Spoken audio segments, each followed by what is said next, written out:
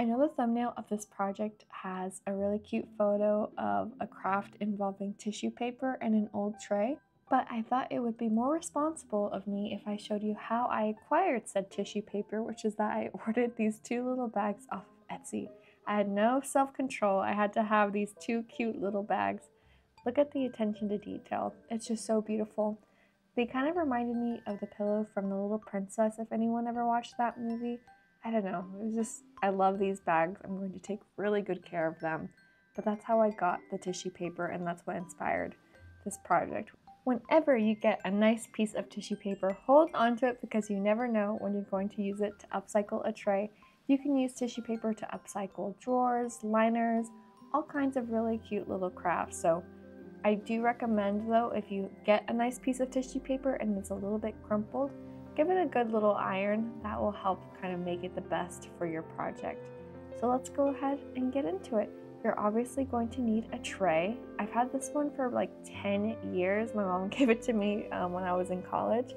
And I don't know, modern yellow things haven't really been in my design mood board, but I held on to it because it was a nice tray and I thought it'd be perfect for something like this.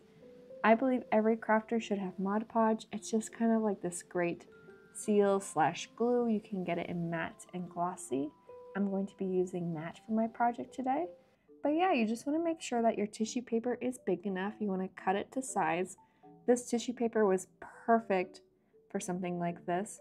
I'm not going to be priming the tray. I'm just going to make sure it's nice and clean. But one thing to consider is that if you have any white in your tissue paper, that will become see-through once you apply the Mod Podge. You'll see in just a second.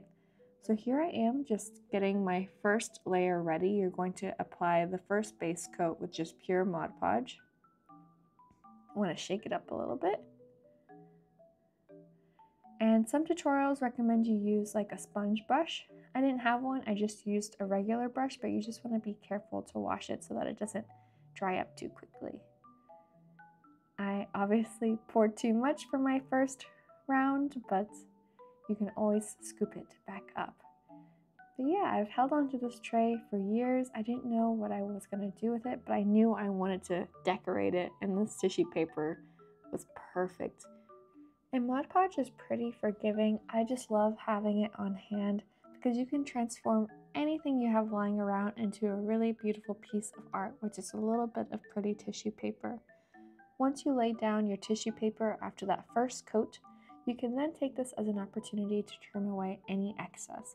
If you have any tiny, little areas that are hard to reach, I have a hack that I'll show you a little bit later on in the video. But yeah, you just want to be very delicate with your tissue paper at first because it's almost like moving around a wet paper towel. And you want to make sure you're very careful, especially on this base coat. You want to make sure that the Mod Podge has gone underneath the edge of the tissue paper and on top so it's properly sealed and won't lift up on you later on. This project also doubles as a hypnotizing trick for your pets. I love to watch. She was like obsessed with just watching the paintbrush go up and down. I kind of felt like I was in the Karate Kid. And so once you finish up each coat, meaning you've totally properly covered the whole piece of tissue paper and a little bit on the sides, you want to leave it to dry, and it should start to look something like this. The white will start to become transparent while the colorful parts will stay nice and vibrant.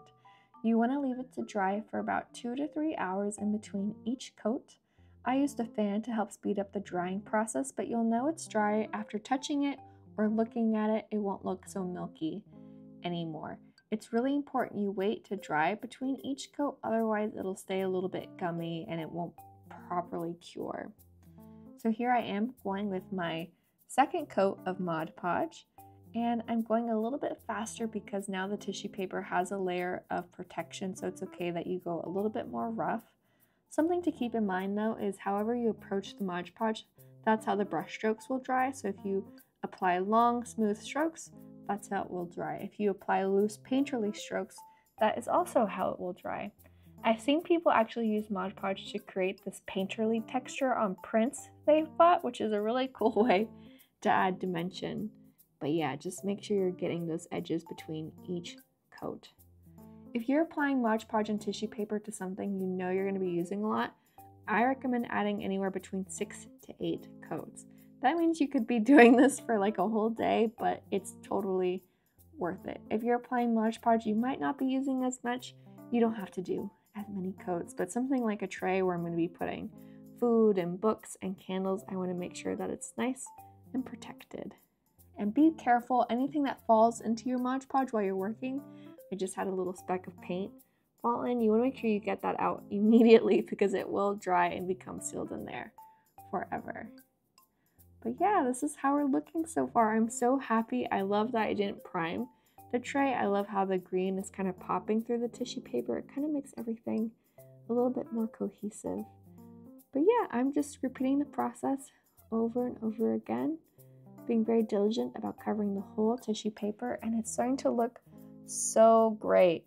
I do have a little bit of a straggly edge on some of the parts, but actually if you just take a little bit of fire like so, it burns away the tissue paper without making a big fuss, and you can just kind of tap it away.